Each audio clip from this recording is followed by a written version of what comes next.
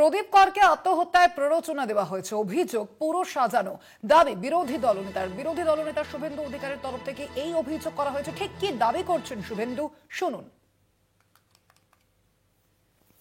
পড়াশোনা না থাকলে অশিক্ষিত হলে হবে? লড়াই তো কোনোদিন করেনি।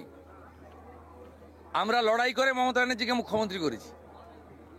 লড়াই করা জানতে হবে। হদ কাটবো আমরা, কই খেয়েছো তুমি? 11 সালে আমরা সব করে টোরে দেওয়ার পরে ফাঁকা মাঠে 2000 পুলিশ নিয়ে চলে এসছো হাত নাড়তে।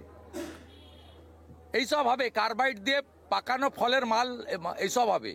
আমরা ন্যাচারাল প্রোডাক্ট পুরো সাজানো, সব লোক জানে। এখন 7ই ফেব্রুয়ারি পর্যন্ত গাছ থেকে পড়ে গেলে, বাজ পড়ে মারা গেলেও এইসব করবে। আর সম্পূর্ণ মিথ্যা, সাজানো। ওই হাতের অক্ষরও ওনার নয়।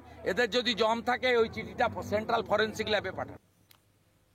আরো বিস্তারিত জানবো, ফোন লাইনে রয়েছেন প্রতিনিধি সৌমজিৎ। ঠিক কি কারণে বিরোধী দলনেতার এই অভিযোগ? এর প্রেক্ষিতে জেলার নেতৃত্ব কি বলছে? দেখো স্বর্ণদেবী, এনআরসি আতঙ্কে আগরপাড়ার বাসিন্দা প্রদীপ কর গত মঙ্গলবার আত্মঘাতী হয়েছিলেন এবং গতকাল তার বাড়িতে অভিষেক বন্দ্যোপাধ্যায় তার বাড়িতেও গিয়েছিলেন। প্রদীপ করকে আত্মহত্যায় প্ররোচনা দেওয়া হচ্ছে, এই অভিযোগে খড়দা থানায় ইতিমধ্যেই মৃত প্রদীপ করের ভাইয়ের স্ত্রী অভিযোগ দায়ের করেছেন।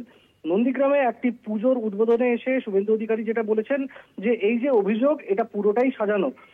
কেউ গাছ থেকে পড়ে গেলে বা বাজ পড়ে মারা গেলে 7ই ফেব্রুয়ারি অব্দি তৃণমূল এইসব করবে। 12টি রাজ্যে এবং কেন্দ্র শাসিত অঞ্চলগুলিতে এসআইআর হচ্ছে। কারোর অসুবিধা হচ্ছে না, শুধুমাত্র অসুবিধা হচ্ছে মমতা বন্দ্যোপাধ্যায় এবং অভিষেক বন্দ্যোপাধ্যায়। এবং তিনি যেটা আরো দাবি করেন যে নন্দীগ্রামেও এরকম প্রচুর সংখ্যক মৃত ভোটার রয়েছে যাদের নামে এখনো ভোট পড়ে এবং ইতিমধ্যেই তৃণমূলের আঁতে ঘা লেগেছে বলেই তৃণমূল প্রদীপ করের বাড়ির লোককে দিয়ে এই সমস্ত অভিযোগ দায়ের করাচ্ছে, এমনটাই কিন্তু অভিযোগ করেছেন শুভেন্দু অধিকারী। স্বর্ণাদেবী, ধন্যবাদ সৌমজিৎ।